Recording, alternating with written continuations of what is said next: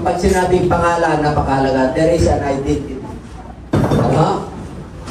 Sa 8 billion na tao sa buong mundo, meron tayo kanya-kanyang pangalan. That is our identity. Amen? Kaya, hindi tayo nagkakalituhan. 8 billion po tayo. Kaya napakahalaga po ang pangalan. Meron kang identity. Tayo mismo, sa mga kaibigan po natin, meron tayong pagkakilanlan. Kaya napakahalaga po. Naalala ko po nung ako po ay high school. Ang pangalan ko sa Bulinaw, Ingo. Kasi Domingo po eh. Bulinaw kasi. Pero pagdating ko dun sa island namin, tabit lang ako ng isla, elementary ko, tumig talaga. Pero pagdating ko sa bayan, Ingo. At nung nag-college po ako, nakita ko yung identity ko, napanood ko po, si Commander Ingo, kumakain ng bala. Ako kay Ramon Revilla Sr. Ay, ako matigipal yung pangalan ko, Ingo. Amen? Kumakain ng bala. Napanood ko po nung college ko po yan. Kaya nakakatuwa naman. Ano? Kaya, napakalaga pala ang identity. Kayo, may mga identity kayo na gusto niyo yung pangalan nyo, pero mayroon din kayong identity na ayaw nyo. Amen? Kasi minsan nagre-reflect po yung mga pagkakilanlan sa atin. Kaya papag-aralan natin ngayon sa umagang ito, mga kapatid, kung ano ang napakaloob sa pangalan ng ating Panginoon. Amen? Kayo ba'y nakahanda na? Okay, need me your ears. Dito po, kasi napakatindi dito. Ay, yung milagro, yung miracle, yung mga blessing, nakapaloob lahat dito. Kaya titignan po natin kung gaano katindi dito. Okay? Number 1. Yung pangalan ay binigay niyan, mga kapatid, sa banal na Quran, pero andiyan yan. Pag humatol from the time forward, hindi backward, even forever, hanggang sa katapusan, the zeal of the Lord of hosts will perform this. Isa sa katuparan ng Diyos ang mga bagay na ito. Now, titignan po natin. Number 2 na ba? Number 1 pala. Number 2 na. Dito lang muna. Okay. Old Testament prophecy. Nakahula. Sa New Testament, dito na po tayo. Ikumpul ko na lang po yan para madali. Okay na, sister. The name was revealed. Ipinahayag niya. Saan? Sa New Testament. The advent of the New Testament, Matthew chapter 1 verse 18. Now the birth of Jesus Christ was as follows. After his mother Mary was betrothed to Joseph, before they came together, she was found with a child of the Holy Spirit. Okay? Isahin na lang natin yan. And she will bring forth a son, and you shall call his name. Pagkilakas? Hindi yung Jesus na kapatid mo, kapitbahay mo, kaibigan mo. Hindi tao yan. For he will from their sins. Itong Jesus na to, na pinanganak ng dalaga, schedule na ang kasal nila ni Joseph. Mamamanikan sa kanila po, kahit na hindi sila nagsasama, mag-asawa na sila. Pero walang kalawan muna. Wala? Ganun katindi sa Israel. Nagkasundo na po sila, mayroong itinakdang kasal, kung ilang taon po sila, hanggang establish na po sila. Kaya, dumating ang angel, ang sabi niya kay Mary, ay buntis ka. Idalaga. Bakit si Mary? Siya yung prayer po natin, Mother of Jesus, among women. Siya yung dakila sa lahat ng mga blessed thou art among women. Bakit po? Kasi dalaga po siya. Nung sinabi ng angel sa kanya, nabuntis ka, tinanggap niya kagad, hindi nagreklamo. Amen? Ang problema, yung si Joseph, wala pang nangyayari sa kanya, sa kanila buntis niya. At hindi basta-basta makapaniwala yun. Kaya nung sinabi niya, kwento niya kay Joseph, kasi schedule na yung kasal nila eh. Isinikreto ni Joseph para hindi siya masaktan at hindi siya mapahiya. Ayaw niya ng pakasalan. Pero dumating si Saint Gabriel. Sabi niya, kunin mo. Pakasalan mo siya. Kasi yung pinaglilihi niya ay sa pamagitan ng banal na Espiritu. Nagreklamo ba si Joseph? Hindi. Bakit po? Malalaman niyo mamaya. Kasi lahi siya ni David. Ang lahi ni Joseph, ang lineage niya ay hari. Ganon din ang lahi ni David. Puro ang lineage nila queen at saka king. Amen po? Ganon katindi yung pangalan na yan. Hindi basta-basta humiram ng katawan sa tao. Meron talagang prophecy. Kaya dito po, ang pangalan ni Jesus, hindi si Joseph at saka si Mary ang nagbigay. Ang pangalan ni Jesus, galing sa anghel. Galing sa langit. Hindi po tao ang nagbigay nun. Kaya tinignan ko sa Old Testament, hanggang sa New Testament po may Jesus. Wala po. Siya lang talaga. Kaya pinangalanan natin yung Jesus, yung ating mga anak, kasi po, alam natin na maging mabait siya. At isang araw, nakapangaral siya. Amen po? Kaya kayo ganun. Siyempre, sino pa naman ang magulang? Pagkakuan, kailangan ang pangalan ng ano natin, Jesus. Diba? Uso yan. At saka si Maria. Kaya yung nanay ko, Maria. O, diba? Uso ang Maria. O, ngayon hindi na. Hindi na kasi na. Hindi na mga uso ngayon na pangalan. Diba na? Mary. Mary. Mary. Hindi na lang, hindi Arab. Why? Ngayon, Mary Christmas na talaga. Mary na talaga. Mary na lang. Iba na. Mary na. Mary na. Pero mo, itong Jesus na ito, siya ang magliligtas at magpapatawa. Ano pa? Behold, the virgin shall be with a child, and bear a son, and they shall call his name Emmanuel, which is translated God with us. Nung ipinanganak si Jesus Christ, yung sapsapan po nila roon, magandang bahay po yun. Pakala nyo sapsapan na yung sa pastor na Kalabaw, pumunta po kami roon. Maganda po yun. Kasi punong-puno na ang mga hotel noon. Bakit po? Kasi si King Herod po, pinauwi lahat yung mga mamamayan ng mga Israel. Kasi nag-census po sila. Kasi, Romano na pamamahala. Si King Herod. Kaya, umuwi po sila. Amen po? Sa Bethlehem po siya nasa mula din yun sa Judea, bayan ng Judea. Kaya doon siya inabutan. Kasi talagang puno-puno na tao. Kailan manganak na po siya. At ang sign doon, pinanganak po, nakabalot ng lampi. Diba? Yun ang palatandaan ng mapantas at saka yung tala. Kaya may palatandaan na yung Isus na ating sinasamba ay totoong Diyos. Amen? Ay, yung iba tao eh. Nakalagay pa sa Facebook, ay kawawa ka naman. Tao pala si Jesus. Sabi doon, hindi pala Diyos. Sino sabi? Buong scripture.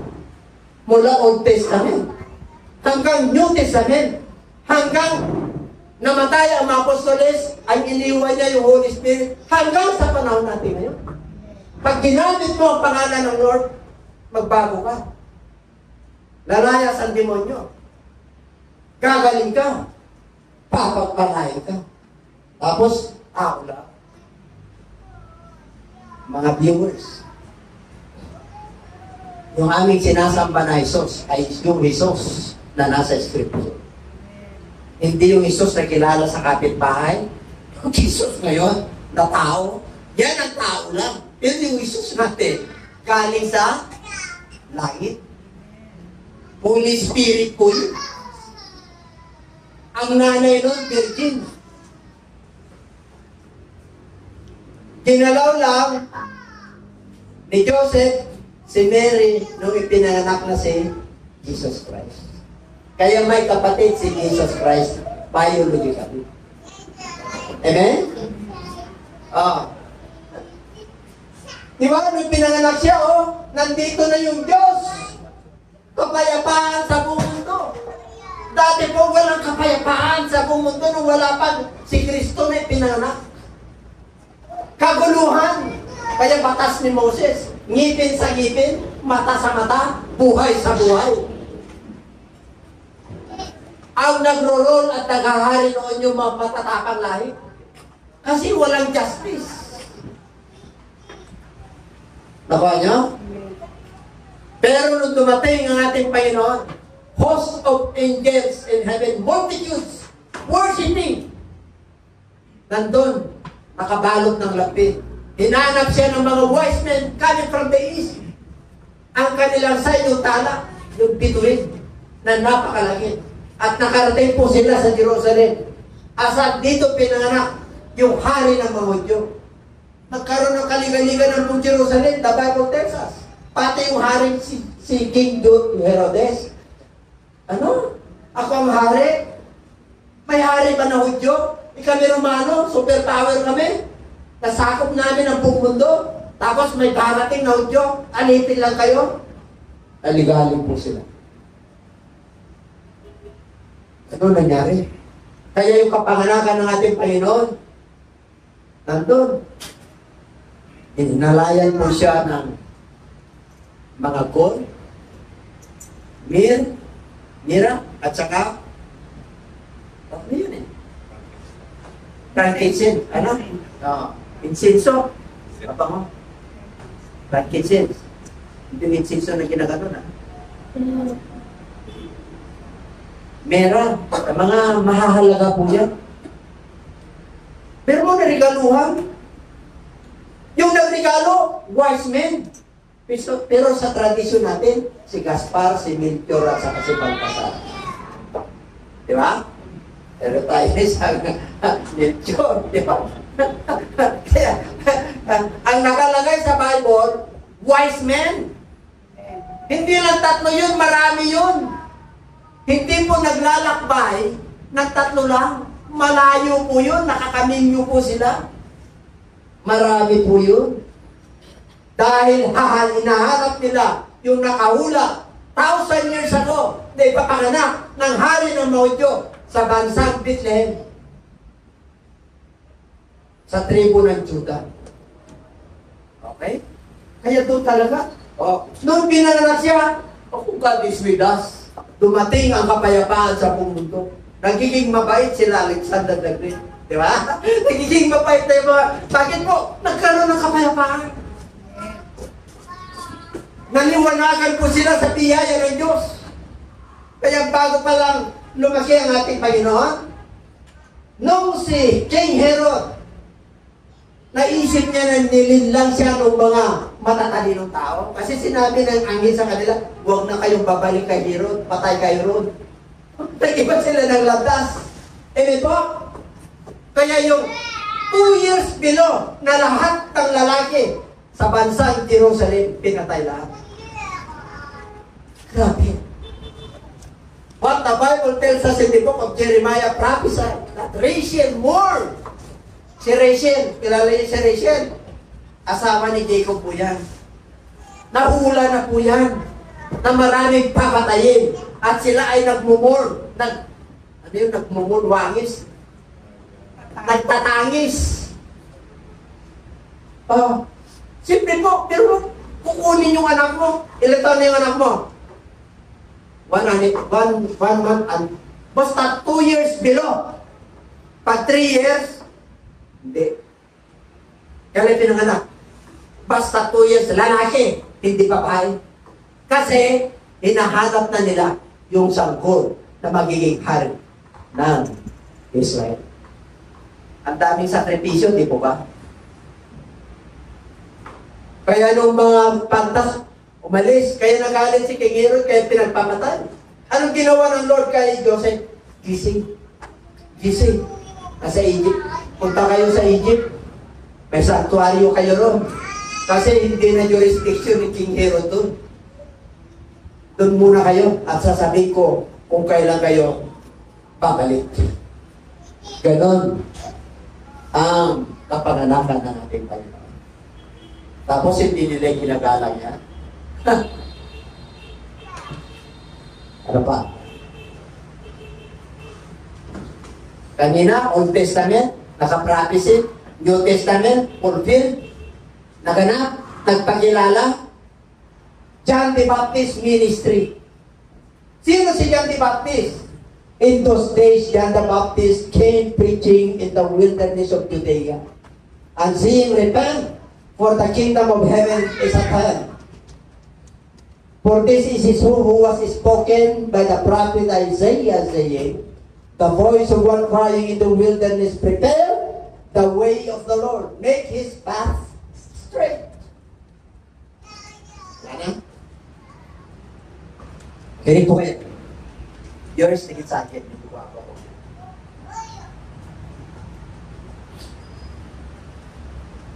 Ilang video ko ako talaga. Basta nakasunod ka kahit napangit ka sa tingin ng ibang wapo. Sa harapan ng Lord, nagre-reflect yung glory ng Lord. Kaya mabait ka kahit na yung tingin nila sa'yo, mapangit para kang glory. Pero pag kinausap ka, nagre-reflect yung glory ng Lord kasi ang Espiritu ng Diyos ay sumasagot. Tingnan mo yung nakatanong niya. Ang bait niya. Ganda niya, wapo niya. Tapos pagdating sa bahay, pangit mo naman. Bilingkod ka sa inyo. Nagpangit pa na nilika ng Diyos? Wala. Okay. Tingnan nyo.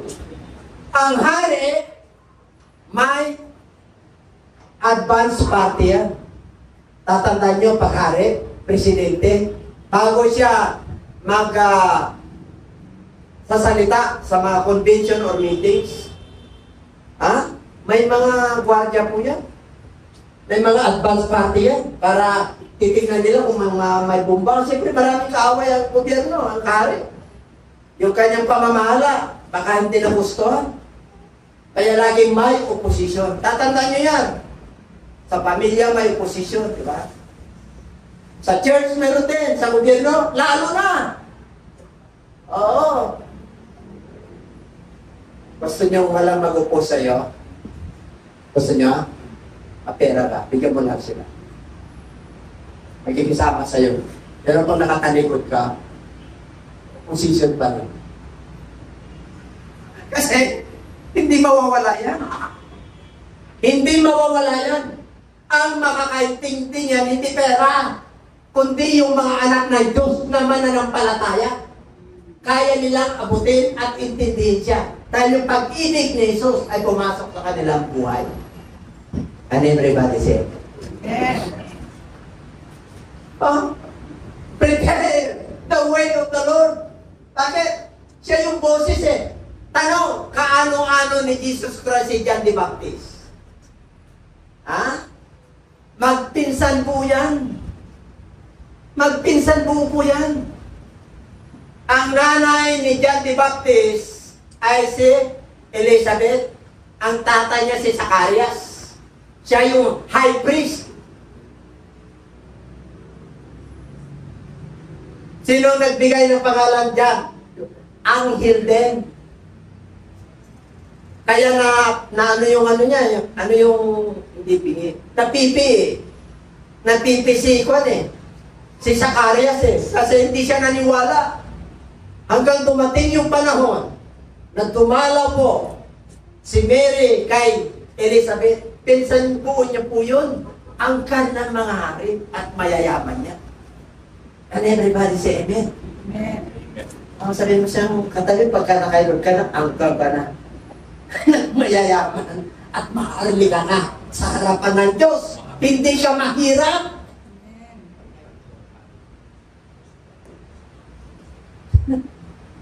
Pag anak ka ng Diyos, hindi ka mahirap. Bakit po? Hindi ka nawawala ng pag-asa. Lagi kang lumalaban sa katwiran ng Diyos. Amen?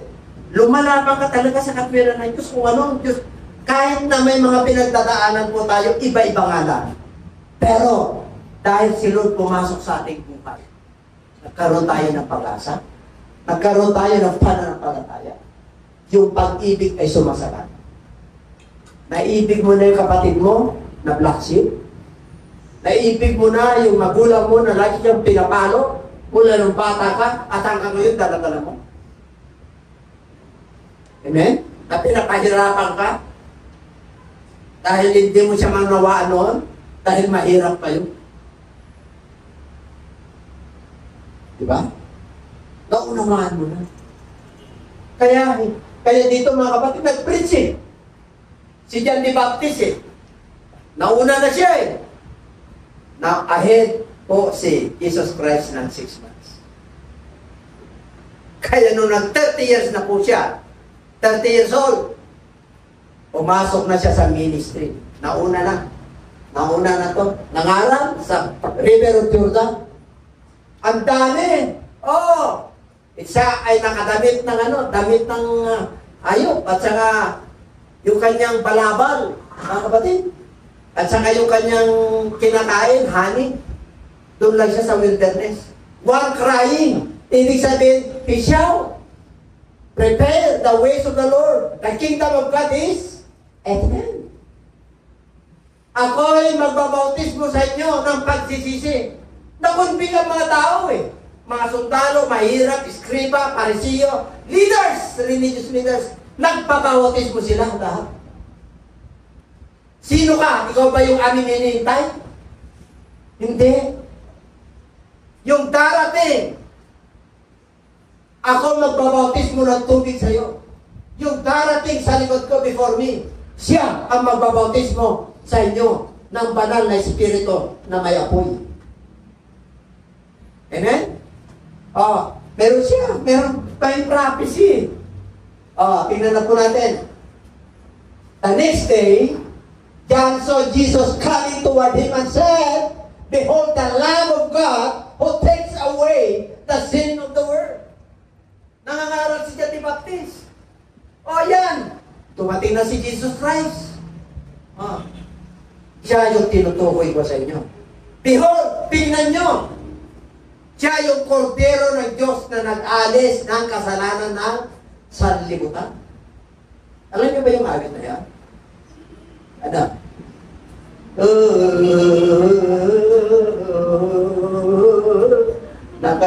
Mayroon. Kordero ng Diyos na nag-aalis ng kasalanan ng sanlibutan.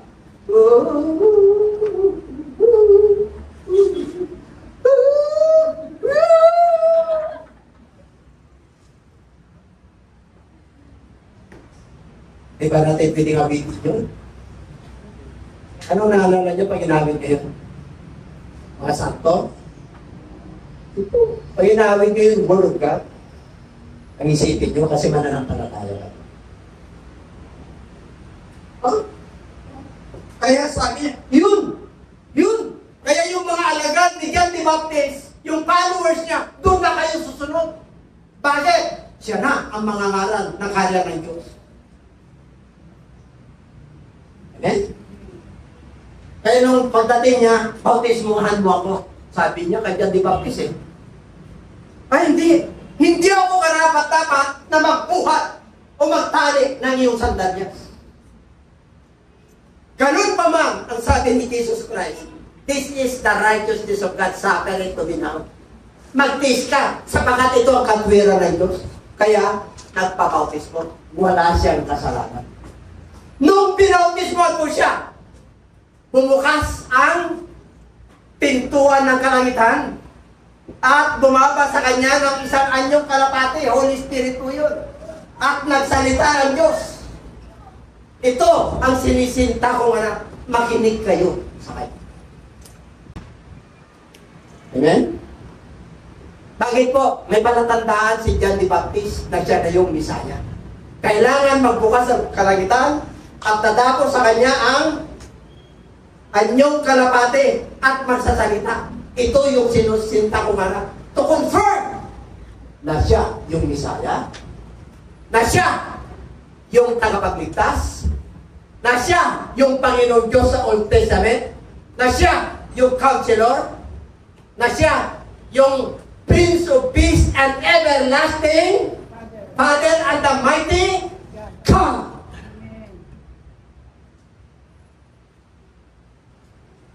Yung ipinapangaral po natin, totoong Diyos mo. Amen.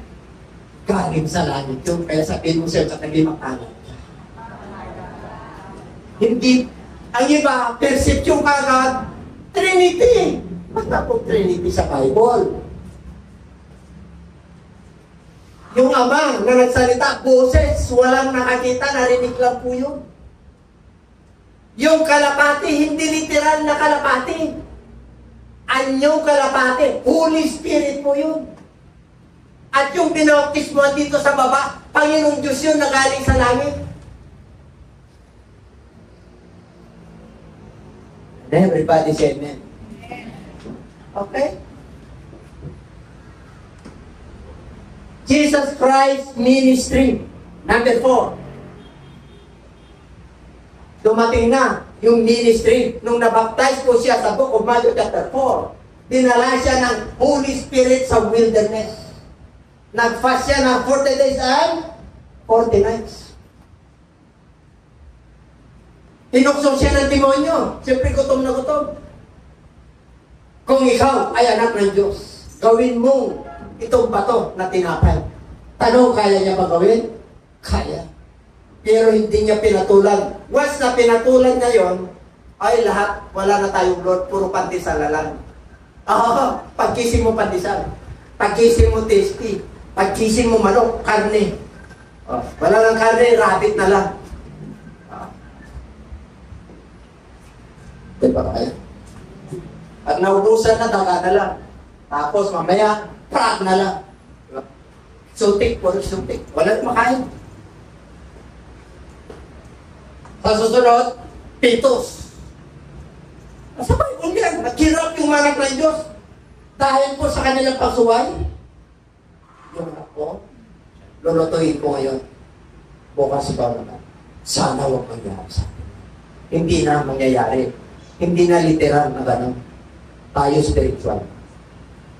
Amen? Kaya dito, men shall not live by bread alone.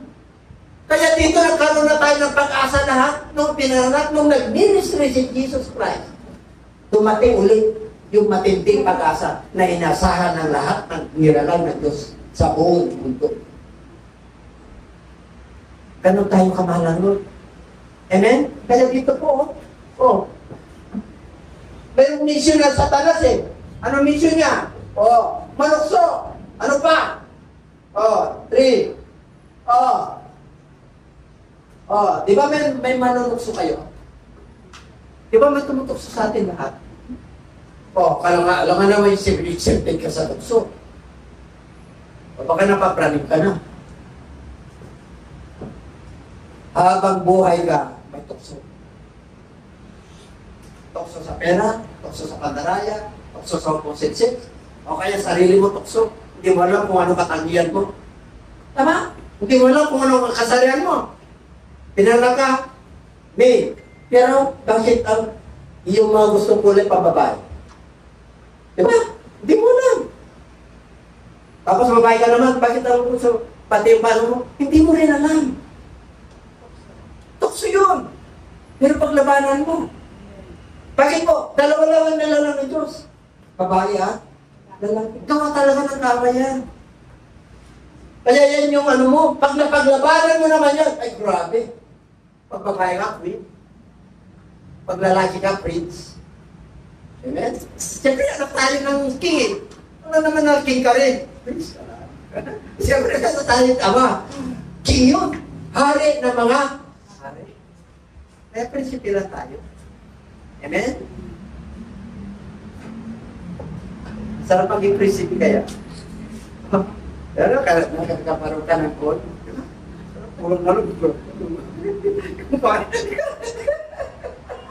Hindi tayo aabot yun.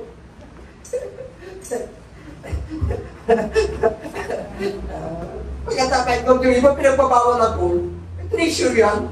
Amen? Sa atin po, hindi po. Huwag nalang kung nagandahan na yung lahat na pinagpunto rito, ha?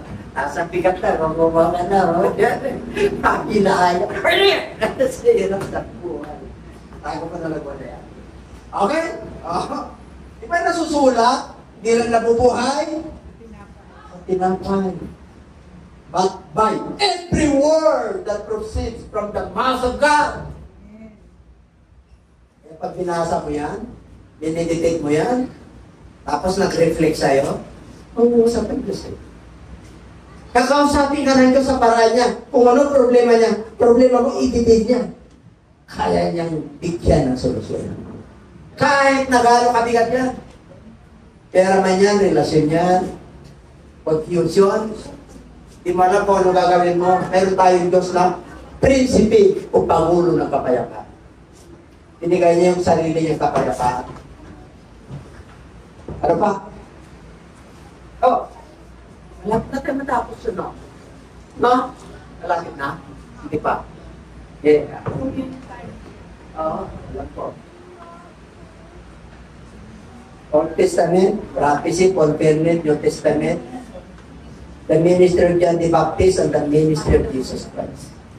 Ito na. Nung nagmi-ministry si Jesus Christ, 30 years old, nung tinip siya ng Satan, binaptize siya ni John the Baptist, pumunta siya sa Galilee. Nangaral na siya. Ang dami kumagaling. Ang daming followers. Bakit? Bumalik natin. Nataanan niya si Pedro. Nataanan niya si Pedro at saka si yung magkapatid. Nataanan niya. Si Andrew. Sumunod yun. Tapos, nagmiminding sila ng net. Nagugas sila. Hindi. Follow me. And I will make you fishers of Hindi ka na, mula ngayon Pedro, hindi ka na mangingisda. Mamamalakaya ka na ng mga tao. Ibig sabihin, magsusupling ka na ng mga tao. Hindi yung isip at puso mo ay isda. Kaya mula noon, okay, itinuruan niya sila. Tinuruan niya. Tinrin niya. Anong ginawa niya? Pumunta sa kabila. Habang naglalakad sila, nandun yung kaibigan nila. Si Peter, si James, John, tatlo yun eh. Si Peter, yung magkakapatid ni si Bibi. Okay, basta inner circle ni Lord yun. Okay, from that time began, ito nang sinabi niya, repent for the kingdom of heaven is at. Si Jesus Christ na po yan. Kasi po, nakulong na si John the Baptist. Nakulong na, bakit? Ituman ba na si King Herod? Tumaan eh. Bakit? Mukunin yung asawa ng kapatid mo. Bawal yan, kaya nasaktan. Na-train po sila for 3.5 years. Na-train po sila. Sabi niya, mamamatay ako. Ipakaawa ako sa krus. Na-fulfill lahat po yun. The life, the birth, alam mo, lahat, nakahula ang buhay ni Kristo hanggang sa kamatayan. Kaya ininiapili niya sa kanyang mga lagat. What is the greatest commission? Dito na. Basahin natin ng malakas. In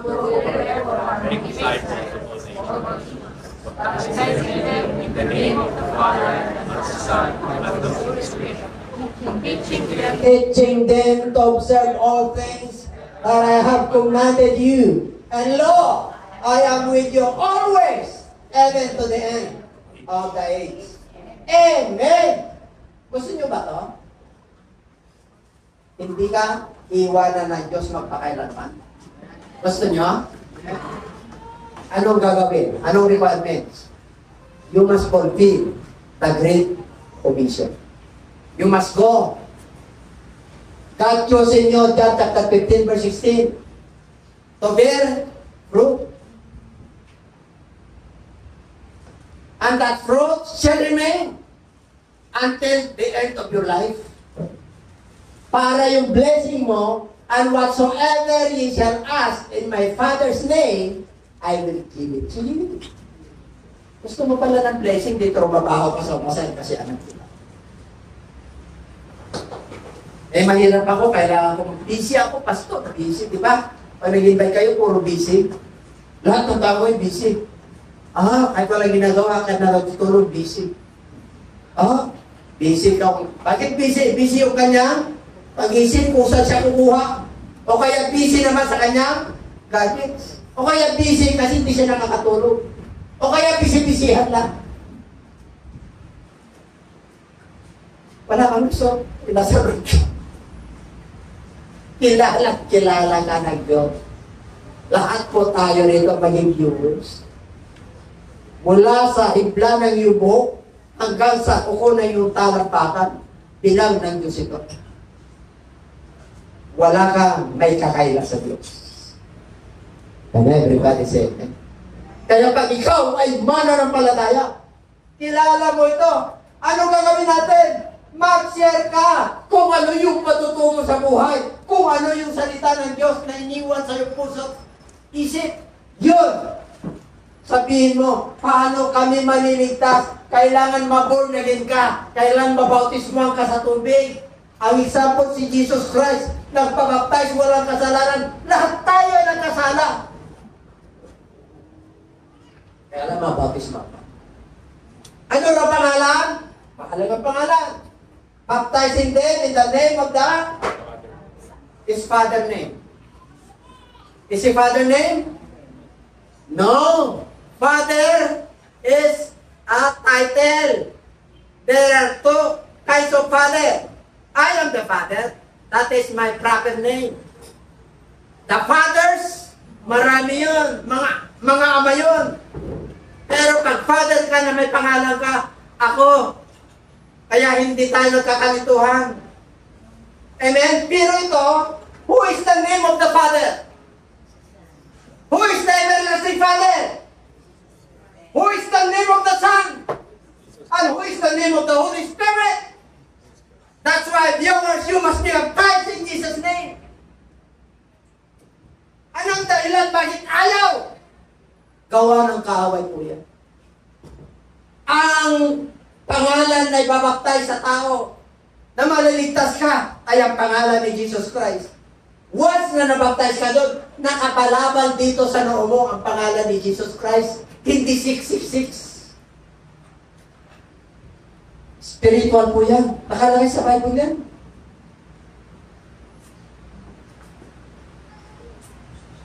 Malino po? Viewers, okay mo saktan. This is the truth. That's why pinako si Jesus Christ, pinangalan ka po yan. He fulfilled the law. Ginampanan niya ang kanyang tungkulin, hindi niya binawasan ang batas ng Diyos. Ni kudlit, ni tundok, hindi niya dinagdagan. He fulfilled the law. Because Jesus Christ is the fulfillment of the law. Nung sinabi niya na, it is finished, I fulfilled it already. Ngayon, kayo naman.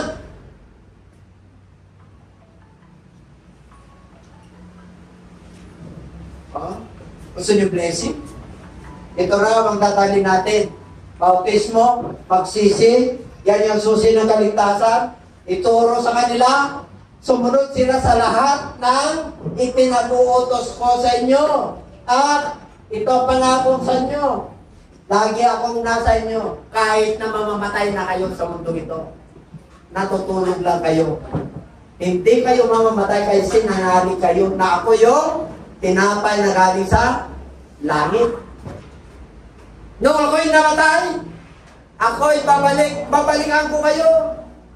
Sino babalik? Sino babalik? Sino ang nakaupo sa trono? Ilan ang trono sa langit? Hindi po tatlo.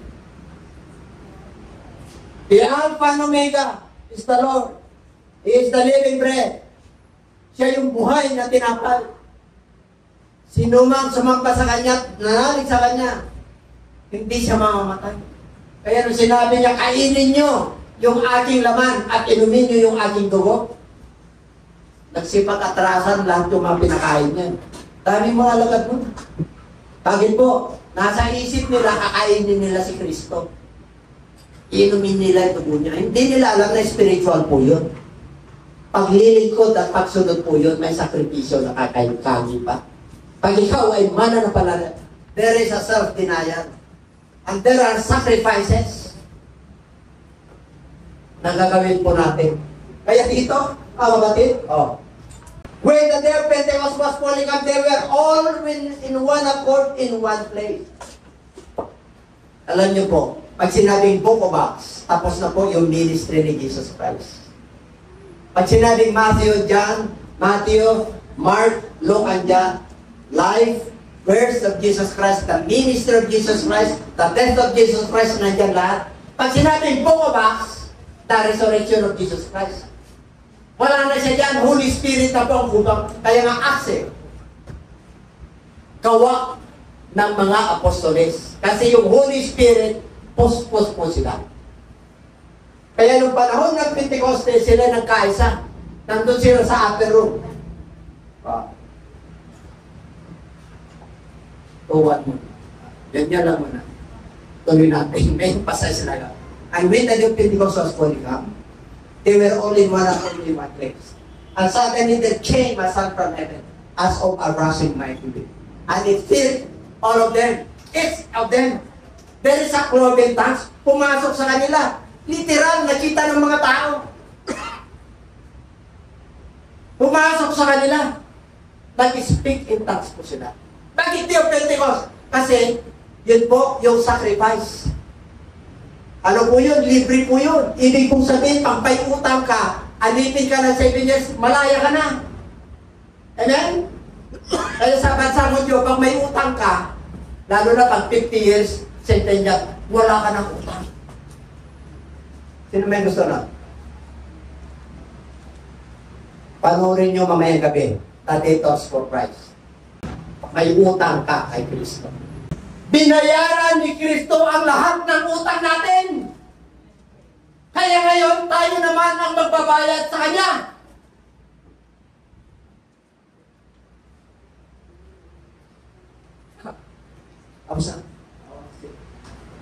Ito matindi na iniwan ni Kristo sa atin ngayon. Our generation, patay na yung mga alagad niya. But you shall receive the power of the Holy Spirit has come upon you, and you shall be my witnesses to me in Jerusalem, and in all Judea, and in Samaria, and to the end of the earth. Pag ikaw ay mananampalataya, ikaw ang magiging witness mo sa iyong sambahayan, sa iyong mga kaibigan, sa iyong mga batchmates. Pag nag-abroad ka, makikilala mo yung katrabaho mo. Yan ang word natin.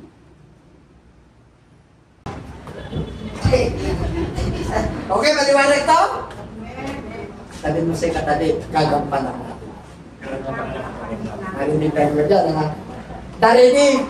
Pati po kakanapit, siya tadya sa langit.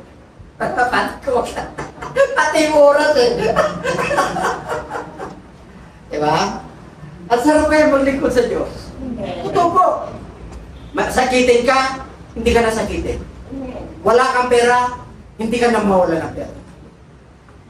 Confused ka, may payapa ka. Payapa ka na. Grabe. Kompleto ang pangalan ni Lord eh. Kinumplito niya na. Nilagay niya na sa iyong isip at puso. Nakapalata, nakabakay ka pa. Pagtangka mo ang uling nila. Nakapaputo ka. Puro ng apostoles. At pagsama-sama at pagtipak-tipak ng tinapay at panalangin ko. Ginagampanan po natin yung salvation. Okay? Ito may paliwanag yan. Let this mind be in you which was also in Christ Jesus. Bakit? The name above every name. Bakit po? Nandun yung identity, nandun yung prophecy, nandun yung fulfillment. Bakit po? Let this be mine in you which was also in Christ Jesus. Ito yung isa-isip ninyo. Who being in the form of God, did not consider it robbery to be equal with God. Kahit na Diyos siya, kahit na nagkatawang tao siya, nung tao siya, mayroon siyang limitado. Limitation, kasi tao po siya eh. Diba tinanong po, kailan mo ba darating? Yung pagbabalik mo.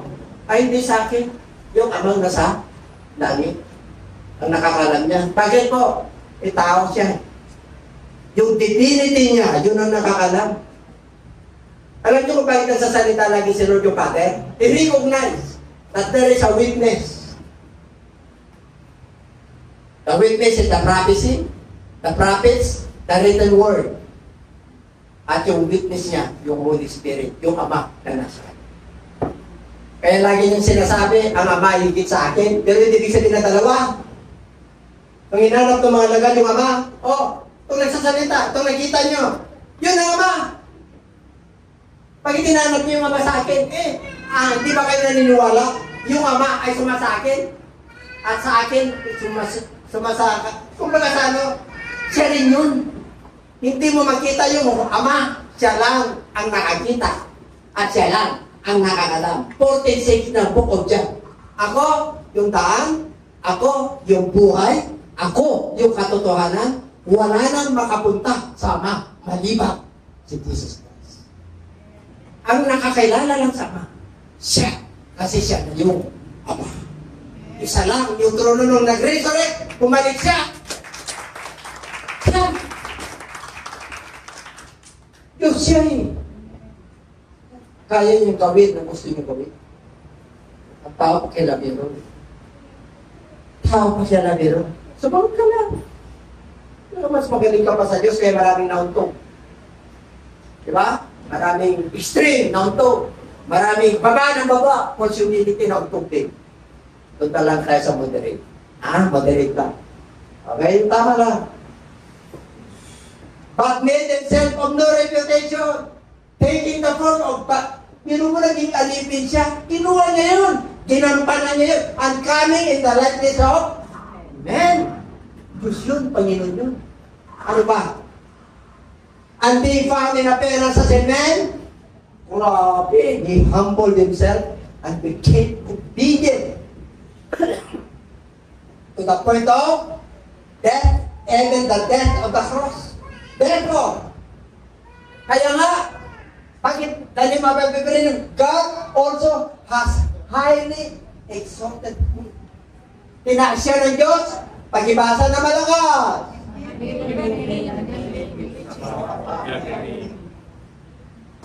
Pagkilala mo nga, kumpleto ka na. Pagkutom ka sa pangalan ni Jesus.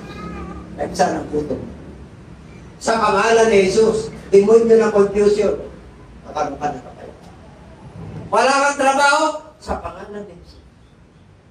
Manalangin ka at huwag mong hintayin yung trabaho darating sa iyo, kakatok ka dun sa opisina.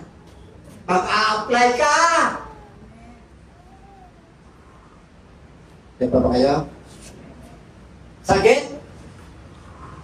Gagaling ka. In the name of Jesus, I believe. As you have said, Lord, as I lay my hands on myself, kasi may, sabi mo siya katabi, may mission. Pag hindi mo kakapanan yan, mapapatali ka. Tumating ang demonyo para magwasak, pumatay, at magnakaw. Ngunit tumating si Jesus Christ para bigyan tayo ng buhay na kasiyasiya. Kahit na tamang-tama lang, masaya ka because in the name of Jesus, kompleto ako. May nararamdaman ako, pero malakas ako. Amen? Wala na akong pang-maintenance, pero wala. Hindi ako kinakabahan na wala na akong pambili ng maintenance. Bakit? Kinumpleto na ako ni Kristo. Kasi pinagaling na niya. Pinahintulutan ng Lord na yung maintenance mo ay maubos. Para ipakita sa iyo, demonstrate sa iyo ng Lord na in Jesus' name. Hallelujah. Hallelujah! Above every every name. Ano pa?